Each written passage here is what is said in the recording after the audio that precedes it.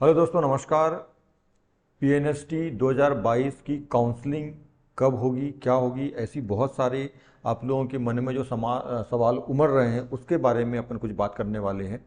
PNST की counselling अभी आई नहीं है, बहुत जल्द आने वाली। कब तक आएगी, क्या होगा, इसके बारे में सारी बातें कर रहे हैं। तो आप लोगों के मैंने बहुत सारे कमेंट्स यहाँ पे लिए हुए हैं, कुछ कमेंट जो मुझे खास लगे, जिनके बारे में चर्चा करने का मुझे मन किया। ठीक है, उसके बारे में अपन यहाँ पे बात करने वाले हैं। तो बहुत छोटा सा वीडियो है, बिना स्किप के ध्यान से देखिएगा। ठीक है, और हमारे चैनल को यदि अच्छी जानकारी लगती है तो लाइक सब्सक्राइब, वीडियो को लाइक और चैनल को आल के साथ में सब्सक्राइब जरूर कर लीजिए। और वैसे आपका बहुत अच्छा प्यार हमें मिल रहा है, हम बहुत अच्छा करने का प्रयास कर रहे हैं। आप लोगों के जो डाउट्स है, जो आप लोगों की हेल्प हम कर सकते हैं, वो करने का हम प्रयास कर रहे हैं। तो सबसे पहले इसी में देखते हैं, यहाँ पे कुछ कमेंट्स आए हुए हैं जो आप लोगों ने मुझे भेजे हुए हैं। मैं यहाँ पे अपन इसको देखते हैं। सबसे पहली बात, कौन कौन काउंसलिंग करा सकते हैं, और इसकी फ़ीस लगभग 1,000 रुपये के आसपास है। तो कौन कौन काउंसलिंग करा सकते हैं, तो यहाँ पे देखो, मैंने पहले भी कहा हुआ है इस बारे में। जो जनरल की जो सीट है, ठीक है, यूआर की जनरल की जो सीट है, ठीक है, यूआर की जो सीट है वो है लगभग 380 सीट, है ना। 379, 379 है, तो 380 में यहाँ लगभग बोल दे रहा हूँ, 380 है। ठीक है, ईडब्ल्यूएस की जो सीट है ये लगभग 119 लगभग है। ठीक है, यहाँ पे ओबीसी की जो सीट है वो भी 380 है, 379 है। एससी की जो सीट है वो लगभग 219 है। और एसटी की जो सीट है ना, वो लगभग 280 280 के आसपास है। ठीक है, 274 280 के आसपास लगभग लगभग, ये लगभग सीट ले रहा हूँ मैं। देखिए, यहाँ पे मैं क्या कह रहा हूँ कि किन कौन कौन काउंसलिंग करा सकते हैं, क्योंकि जो काउंसलिंग की फीस है वो लगभग 1,000 या 1,200 लगभग लगभग है, 1,000 लगभग है। तो ये आपको यहाँ पे एक बात और समझनी है कि फर्स्ट काउंसलिंग जब आप करोगे तब 1,000 लगेगी। यदि सेकेंड राउंड और थर्ड राउंड की भी काउंसलिंग करते हैं तो क्या फिर भी आपको 1,000 रुपये लेना पड़ेगा क्या? क्या आप 2 काउंसलिंग कराते हैं तो क्या आपको 2,000 का खर्चा आएगा, 3 काउंसलिंग कराने पे 3,000 का खर्चा आएगा? देखिए, यहाँ पे ये बात मुझे भी क्लियर नहीं है।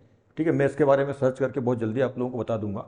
अभी फिलहाल तो ये समझिए कि फर्स्ट काउंसलिंग यदि आप कराते हैं तो आपको 1,000 रुपये लगभग लगभग का खर्चा आएगा। 1,000 फीस है, बाकी उसमें जो आपका पोर्टल चार्ज है, इंटरनेट का चार्ज है, वो आपका लगभग लगभग 100 रुपये, और तो लगभग लगभग 1,100 रुपये के आसपास ही जाएगा।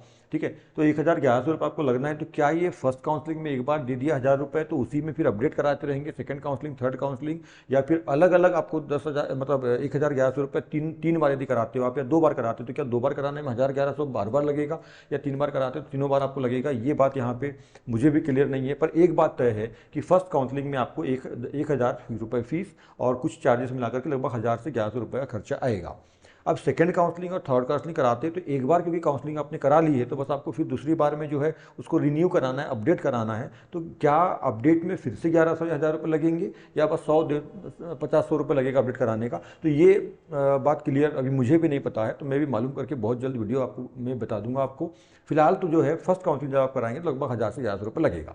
ठीक है, कौन कौन काउंसलिंग करा सकते हैं, तो यहाँ वाकई में विषय है इस बात का कि 1,000 से 1,100 रुपये लगना है। यदि मान लो तीनों राउंड के लिए अलग अलग 1,000 1,100 रुपये लगेंगे तो ये तो काफ़ी महंगा हो जाएगा। तो यहाँ पे समझने वाली बात भी है। यहाँ समझ लें, जिसकी जो जनरल वालों की जो सीट है वो 380 है, तो मैं ऐसा बोल रहा हूँ कि 380 में 50 से 100, 50 से लेकर 100 लोग और आगे, मतलब जितनी सीट है वैसे जनरल में ये कैटेगरी कम हो जाएगी। हाँ, ये यहाँ पे सॉरी सॉरी एक बात समझिए, जनरल वाले जो हैं, क्योंकि जनरल में तो सीट कम होना है, जनरल की जो सीट है वो 380 है। तो यहाँ जनरल में जो है, जनरल में प्योर जनरल की बात कर रहा हूँ, प्योर यूआर की बात कर रहा हूँ, जिनकी 380 सीट है। क्योंकि यहाँ पे क्या होगा कि ईडब्ल्यूएस, ओबीसी, एससी और एसटी के बहुत सारे कैंडिडेट, लगभग लगभग मान लीजिए कि 100 से 150 कैंडिडेट कहाँ पे चल जाएंगे, यूआर में चल जाएंगे, जनरल में चल जाएंगे। ऐसे कैंडिडेट जिनने यहाँ के ईडब्ल्यूएस, ओबीसी, एससी, एसटी की चारों कैटेगरी, नीचे वाली चारों कैटेगरी के ऐसे कैंडिडेट जिन्होंने 78, यानी जो जनरल का जो कट ऑफ गया है लगभग 78 के ऊपर है, तो ये इन लोगों के नंबर जिनके 78 के ऊपर है वो कहाँ चल जाएंगे, जनरल में चल जाएंगे। तो जनरल, प्योर जनरल वालों की जो सीट 380 है वो जनरल की प्योर जो जनरल है ना, जो जनरल कैटेगरी में आते हैं उनकी 380 सीट नहीं है, ये सबकी मिला के 300, उनकी प्लस इन सब की मिला के 380 है। तो यहाँ के जो टॉपर कैंडिडेट है, जो 78 के ऊपर नंबर वाले होंगे इन चारों कैटेगरी के, वो लगभग ऐसा मैं बोल रहा हूँ कि 100 से 150, हो सकता है कि ये 100 से अंदर हो सकता है 150 से ऊपर भी हो। यहाँ के कैंडिडेट 100 से 150 कैंडिडेट यहाँ चले जाएंगे, तो मैं ऐसा मान के चल रहा हूँ कि 150 कैंडिडेट यहाँ पे जाते हैं, तो 380 में से 150 कैंडिडेट ये यहाँ से जो है सीट कम हो जाएगी, मतलब 380 माइनस 150 हो जाएगा यहाँ पर। तो फिर यहाँ पे प्योर जनरल जो है यूआर कैटेगरी के जो कैंडिडेट हैं, है ना, लड़कियाँ हैं, उन लोगों के लिए जो सीट है वो कम हो जाएगी। तो 380 में से आप 150 माइनस कर दीजिए यहाँ पर, तो लगभग कितनी बच जाती है, 230 सीट बच जाती है, 230 सीट। ठीक है, तो जनरल वाले जो है लगभग 200, तो मैं यार 150 मान चल रहा हूँ, हो सकता है कम ज़्यादा हो, समझ लीजिएगा इसको। तो जनरल वालों का, प्योर जनरल वालों का 200 सीट 230 सीटों तक ही सिलेक्शन होगा। जनरल वाली ये ना समझे कि 380 सीट समझे, तो यहाँ समझ लीजिए यदि मान लो कोई 300 जनरल वाली की रैंक 300 भी होगी ना, तो उसका सिलेक्शन हो जरूरी नहीं है। यहाँ ये समझ लें आप, यहाँ पे मैं पहले बोल चुका हूँ 150 ले रहा हूँ, ये कम ज़्यादा हो सकता है। तो ये देखो यहाँ से जाने के बाद जितनी सीट बचेगी वो जनरल के हाथ में आएगी, प्योर जनरल के हाथ में आएगी।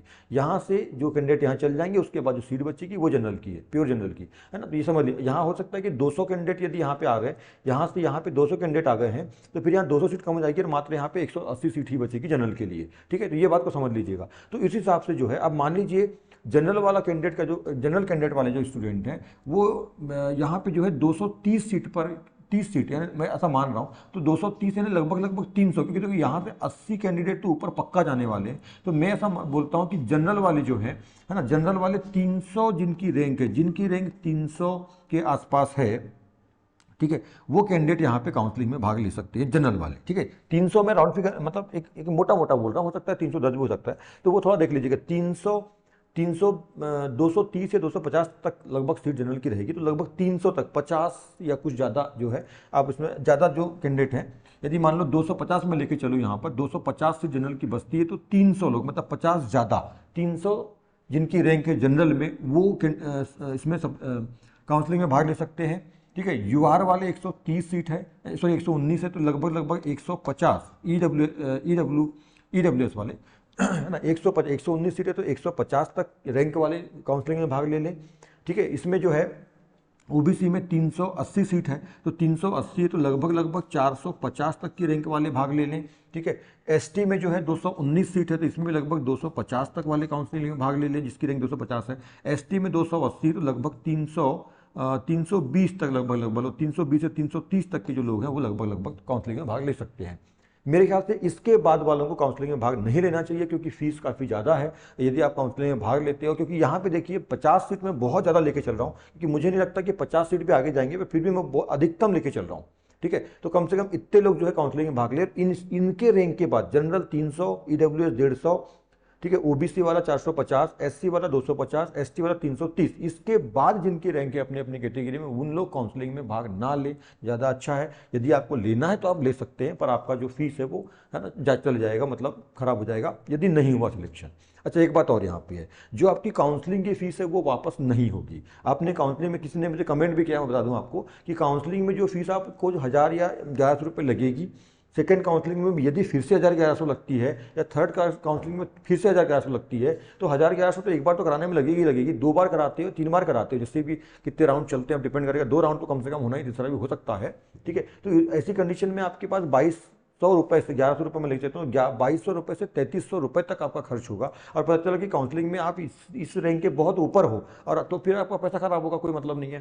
ठीक है, तो यहाँ पे समझ लें जो इन रैंक के अंदर है वही काउंसलिंग कराएं, और काउंसलिंग की फीस, काउंसलिंग कराने के बाद काउंसलिंग की फीस वापस नहीं होगी। हाँ, काउंसलिंग करा लेते हैं, आपको अलॉटमेंट मिल जाता है, आप अपनी फीस जमा कर देते हैं, डीएमई कॉलेज, डीएच में तो फी है नहीं, तो डीएमई कॉलेज में फीस जमा कर लेते हैं। और मान लो किसी कारणवश आप छोड़ देते हैं, या आपका नीट में हो गया है, या किसी और कारणवश से आप छोड़ देते हैं, तो 10% फीस का, जो 28,000 रुपये फीस आप जमा करोगे, उसका 10% मतलब 2800 रुपये कट जाएगा, और बाकी फीस आपको वापस हो जाती है। पर काउंसलिंग की फीस वापस नहीं होगी, ध्यान रखिए। तो ये हो गई पहली बात। ठीक है, दूसरी बात देखते हैं कि डीएमई व डीएचएस की काउंसलिंग साथ में होगी या नहीं। तो देखिए, अभी काउंसलिंग का कोई भी ऐसा अपडेट आया नहीं है। डीएमई के साथ साथ डीएचएस की सीट भी डीएमई में जुड़ गई है, इसी एग्जाम से डीएचएस की भी काउंसलिंग होगी, ये बात तय हो चुकी है। पर डीएमई या डीएचएस साथ में काउंसलिंग कराएंगे, या पहले डीएमई कराएगा, डीएचएस बाद में कराएगा, कितने बाद में कराएगा, है ना, ये अभी कुछ भी क्लियर नहीं है। बाकी ये जरूर है कि दोनों की काउंसलिंग पक्का है, दोनों काउंसलिंग कराएंगे,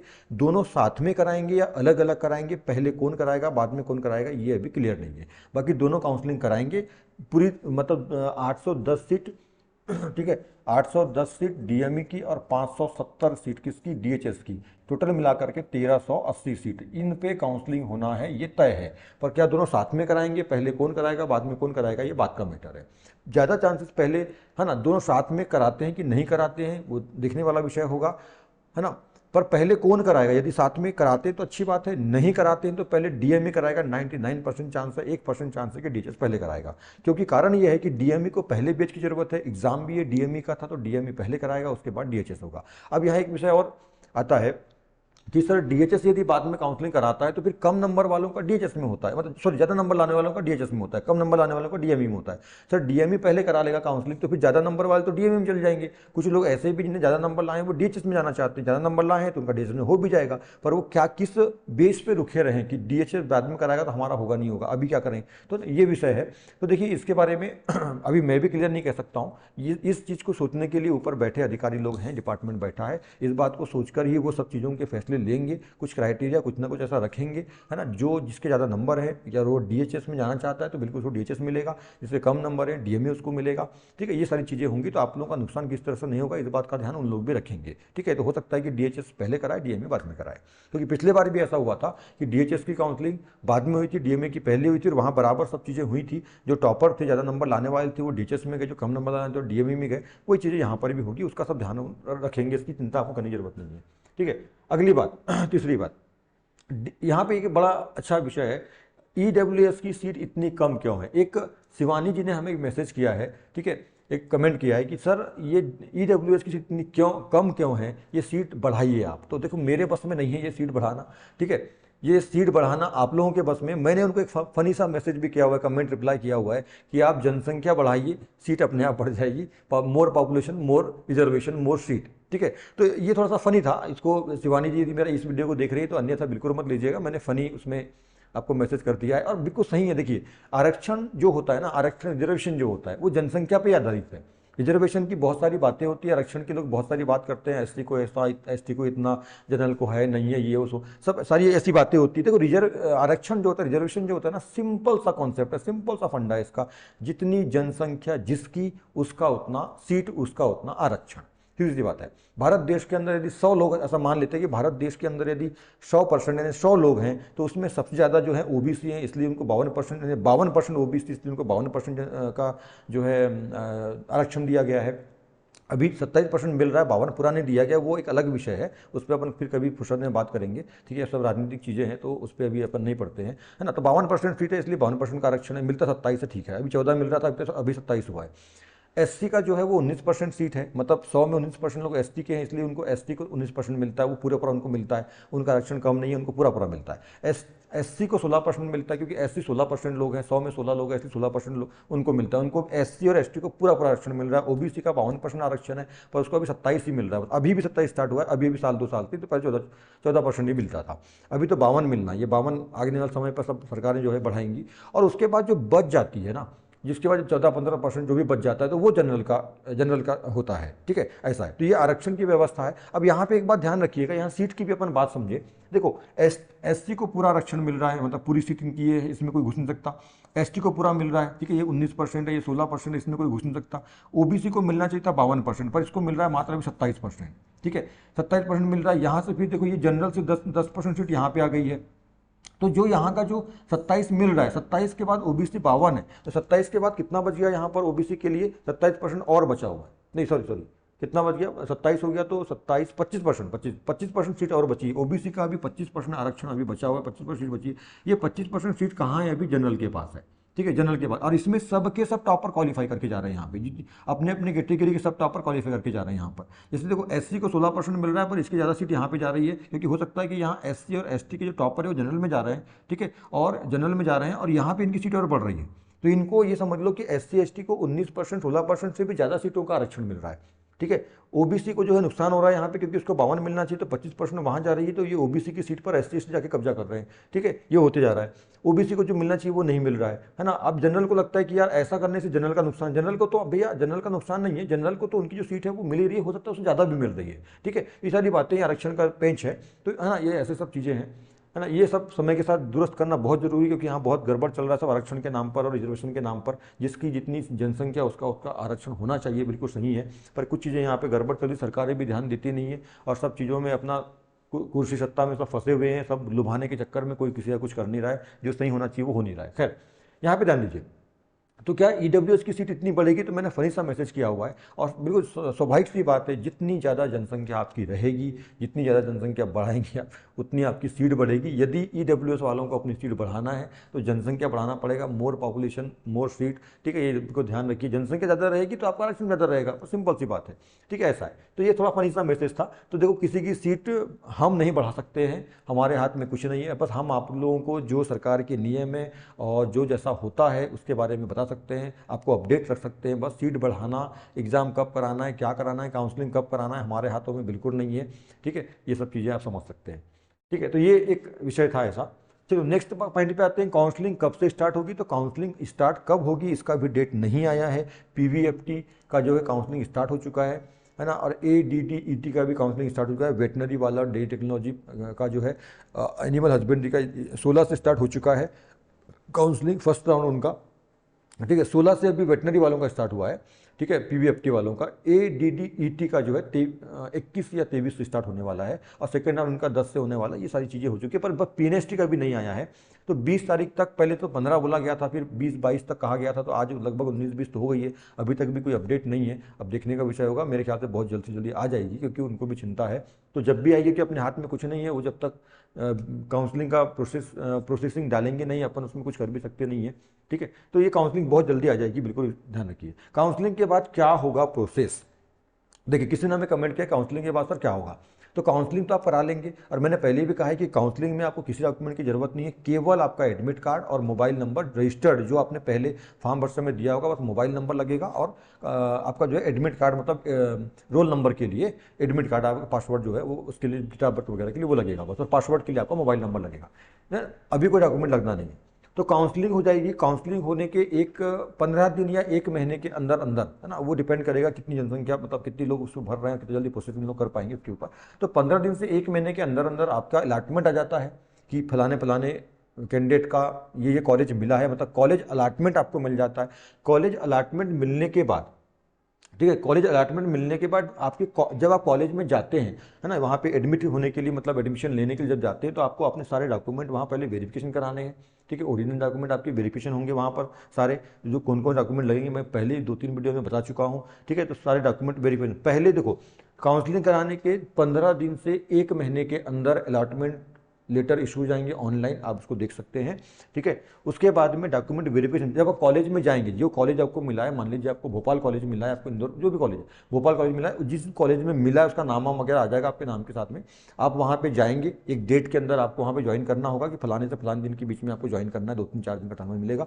वहाँ पे आप जाएंगे, सबसे पहले आपके डॉक्यूमेंट वेरिफिकेशन होंगे, और जैसे ही डॉक्यूमेंट वेरिफिकेशन हो जाएंगे, सब ओके हो जाएगा, तो आपका कॉलेज देन कॉलेज जो है आपका स्टार्ट हो जाएगा, ठीक है। और आपकी क्लासेस वगैरह जो भी सारी स्टार्ट हो जाएगी। फीस वगैरह को आप वहाँ पे जैसा भी इंस्टॉलमेंट के माध्यम से, एक साथ जैसा भी है, केस या जैसा भी है ना, यूपीआई के माध्यम से आप जमा कर सकते हैं। ये बात है। नेक्स्ट पॉइंट है, अगली पीएनएसटी कब आएगी। तो ये बहुत सारे लोग पूछ रहे हैं कि सर अगली पीएनएसटी कब आएगी, अगली पीएनएसटी कब आएगी। कल या परसों किसी ने मुझे कमेंट किया था कि सर मेरे पीएनएसटी में 191 रैंक है, शायद ओबीसी कैटेगरी की कैंडिडेट थी। तो सर मेरा तो बिल्कुल 199 है, तो बिल्कुल उसका सिलेक्शन हो जाएगा पीएनएसटी में। पर वो ये बोल रही है कि सर मुझे नीट करना है। तो सर मुझे नीट करना है, पर नीट का एग्जाम 7 मई को, नेक्स्ट 7 मई 2023 को होने वाला है। तो क्या सर मैं नीट तक का इंतजार करूं क्या, है ना। अब देखिए आपका 199 है, तो आपका सिलेक्शन अभी पीएनएसटी में तो बिल्कुल 101% से हो रहा है। आपका जहां चाहोगे वहां मिल जाएगा आपको ओबीसी 199, क्योंकि 380 सीट है, 380 सीट है आपकी, और ये तो 450 तक, लगभग 450 तक जाएगा। तो 199 तो श्योर सिलेक्शन आपका होना है, जहाँ जो कॉलेज चाहोगे वो मिल जाएगा आपको।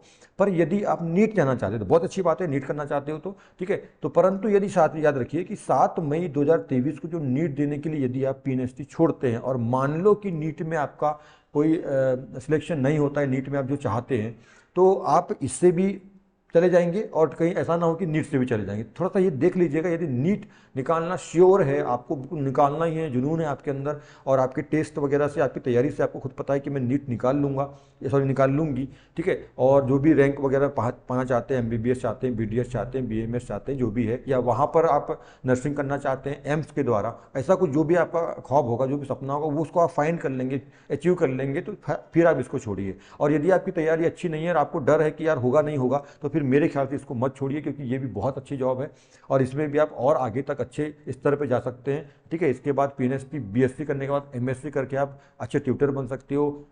जो है मतलब सेंट्रल गवर्नमेंट यानी जो फोर्स वाली जो वैकेंसीज है नर्सिंग के लिए, उसमें जाकर के भी आप अच्छा जॉब कर सकते हो। क्योंकि देखिए ये यहाँ पे डॉक्टर एमबीबीएस करने के बाद भी जरूरी नहीं है कि आप एक अच्छे डॉक्टर बन ही जाएं, क्योंकि बहुत सारे ऐसे एमबीबीएस हैं जिनकी दुकान नहीं चल रही है, आप ये जानते हैं, जिसकी चल गई उसी की चल गई है। तो बिल्कुल ये रिस्क लेना आप थोड़ा सा अपने स्तर पर देख लीजिएगा, ठीक है। तो अगली पीएनएसटी कब आएगी? तो अगली पीएनएसटी जो है अप्रैल मई में, ठीक है, अप्रैल और मई में आने वाली है 2022 की, जो होगी 2022 की 23 में आएगी, ठीक है। या हो सकता है कि एक आध सत्र बीच में गैप कर दें वो और सीधे 23 की लेंगे, ये भी हो सकता है, या 22-23 का एक साथ करा लें या 2 बैच करा के, जैसा जो भी है, ठीक है, ऐसा कुछ हो सकता है। कुछ लोगों का मानना ये भी है, कुछ लोग ये भी कह रहे हैं कि जनवरी या फरवरी में 2022 का पीएनएसटी का एग्ज़ाम होगा, पर ये संभव नहीं है, ठीक है, मेरा ऐसा मानना है। क्योंकि अभी 2021 का अभी तक काउंसलिंग स्टार्ट नहीं हुई है, अभी दिसंबर 2019 आ गया, काउंसलिंग स्टार्ट होती भी है तो ये जनवरी फरवरी तक 2-3 महीने खींचेगी अभी काउंसलिंग, 2 महीने लगभग लगभग जाएगी। तो अभी जब इसकी काउंसलिंग नहीं हुई है और जब इसकी बैच ही स्टार्ट नहीं हुई, तो 2022 की एग्जाम अभी कैसे हो जाएगी, ठीक है, ये बात आप समझ सकते हैं। तो 2022 का जो एग्जाम अभी जो 2022 में होता है वो 21 के लिए हुआ था, 21 वाला सत्र था। तो 2022 का एग्जाम जो 23 में होगा वो जनवरी फरवरी मुझे नहीं लगता कि होगा। आप इस बात को समझ सकते हो, जब अभी 2021 की काउंसलिंग नहीं हुई है ना, इसकी काउंसलिंग नहीं हुई है, अभी महीना 2 महीना प्रोसेस लगेगा और उसके अलाटमेंट मिलेंगे, उसके बाद कॉलेज आप ज्वाइन करोगे, तो जो कॉलेजेस स्टार्ट होंगे आप लोगों के, अभी ये जो बैच अभी जो 2021 वाले जाएंगे, तो वो लगभग लगभग उनके फरवरी मार्च से या अप्रैल से स्टार्ट होंगे, फरवरी मार्च मान लीजिए, लगभग लगभग फरवरी मार्च से कॉलेज स्टार्ट होंगे, फिर जनवरी फरवरी में एग्जाम करा लेंगे, तो वो कब और चालू करेंगे, क्योंकि 1 साल का समय तो चाहिए ना भाई इनको अगली बैच स्टार्ट करने के लिए, ठीक है। और 1380 ही सीट है, 1380 सीट में पूरी बुकिंग हो जाती है, पूरी सीट होती है। ऐसा तो हो नहीं रहा है कि 2021 में जो है आधी सीट पे लेंगे, 2022 से आधी सीट भरेंगे, ऐसा तो हो नहीं रहा है ना। यदि 1380 सीट में मान लीजिए कि आधी सीट जो है, आधी सीट 2021 वाली अभी वाली एग्जाम से लेंगे, आधी खाली रखेंगे, और 2022 की एग्जाम जो है जनवरी फरवरी में करा के अपन आधी सीट उससे भरेंगे, ऐसा तो हो नहीं रहा है। 1380 सीट है और 1300 पूरी 80 सीटों पर 2021 में जो एग्जाम हुई उसमें सिलेक्शन होंगे, पूरे 1380 सीट पर होंगे पूरे सिलेक्शन। तो 2022 की सीट बची कहाँ, क्योंकि सारी कुछ व्यवस्थाएं उनके पास रहती है ना, पूरा मैनेजमेंट, पूरा हॉस्टल की व्यवस्था, सब कुछ रहती है, तो ऐसा इकट्ठे नहीं भर सकते हैं, ठीक है, सारी जितनी सीट है उतने ही भरेंगे। तो 2022 की जो एग्ज़ाम है जनवरी फरवरी में होने के मुझे नहीं लगते कोई भी चांस है, मैं तो 1% भी चांस नहीं रखता हूँ नहीं होने वाला। और कैसे हो जाएगा ये बताइए, अभी तक कोई सर्कुलर नहीं है, अभी तक कुछ भी नहीं, अभी तो काउंसलिंग नहीं हुई है, तो ये संभव ही नहीं है, ठीक है। हाँ, पर अप्रैल मई में बिल्कुल संभव है, अप्रैल मई जून जुलाई, इधर पे अप्रैल मई ऐसा कहा जा रहा, हो सकता है ये डिले हो सकता है और डिले हो सकता है, चलेगा। और अप्रैल मई में भी यदि एग्जाम होती है तो जो नेक्स्ट प्रोसेस होगा, अप्रैल मई में एग्जाम हो जाएगी, जुलाई अगस्त तक आपका रिजल्ट आ जाएगा, है ना, और तो काउंसलिंग सब लेकर के नेक्स्ट आप मतलब अक्टूबर नवंबर दिसंबर तक आप लोगों का बैच स्टार्ट हो जाएगा। तो ये बिल्कुल संभव है। तो मई, अप्रैल और मई, जनवरी फरवरी तो मैं 1% भी विश्वास नहीं कि जनवरी फरवरी में एग्जाम होगा, ठीक है। अप्रैल मई में एग्जाम हो जो है 2022 का, है ना, अप्रैल मई 2023 में, या हो सकता है कि 22 और 23 का हो सकता है, कोई शून्य ईयर कर दें 2022 को और 23 का एग्जाम लें, ये भी संभव हो सकता है, क्योंकि हर साल ऐसा लेट लेट चलते रहेगा, 22 का 23 में, 23 का 24, 24 का 25 में, तो ये बहुत गड़बड़ हो जाएगी। इसलिए एक 0 ईयर करके वो ऐसा कर सकते हैं, ठीक है, ये सारी बातें हो सकती है। तो इन सब बातों को लेकर के अपन यहाँ पे जो आपकी क्वेरीज थी इसको मैंने यहाँ पे अपन में बात की है, और समय समय पर जो भी क्वेरीज आपकी आएगी मैं इस तरह से आपको सारी जानकारी देते रहूँगा। और भी जिसको मन में कोई डाउट है तो वो हमें कमेंट कर सकता है, और हमें कमेंट कीजिए, कॉल मत करिए, क्योंकि कॉल हम रिसीव नहीं कर पाते, क्योंकि दिन भर हमारी क्लासेस रहती है, बाकी और भी क्लासेस है हमारे 6 से, आप लोगों को जैसे कि पता होगा, सब मैंने पहले बताया भी है कि 6 से लेकर 12 तक हमारी कोचिंग से फैकल्टी के साथ में हम कराते हैं। तो लगभग लगभग हम दिन भर जो है क्लास में रहते हैं, तो फ़ोन अटेंड करना पॉसिबल नहीं होता है। तो आप कमेंट के माध्यम से कीजिए, मैं रात में कमेंट्स देखता हूँ, आपको रिप्लाई कर दूंगा, और मुझे लगेगा तो उसके ऊपर वीडियो बना दूंगा। सो गुड लक, और थोड़ा सा धैर्य, पैसेंस रखिए, सब कुछ ठीक हो जाएगा। और जिनकी रैंक अच्छी है ना, वो बिल्कुल तैयार रहिए अपने डॉक्यूमेंट्स वगैरह के साथ में तैयारी के लिए। थोड़ा सा कौन कौन से कॉलेज कहाँ कहाँ पर है, डीएमई की, डीएचएस की, थोड़ा सा मालूम कर लीजिए, कौन सा आप चाहते हैं उसके ऊपर थोड़ी जानकारी ले लीजिए, और थोड़ा पैसेंस बना के रखिए, बहुत जल्दी काउंसलिंग स्टार्ट हो जाएगी। So good luck, thank you for watching.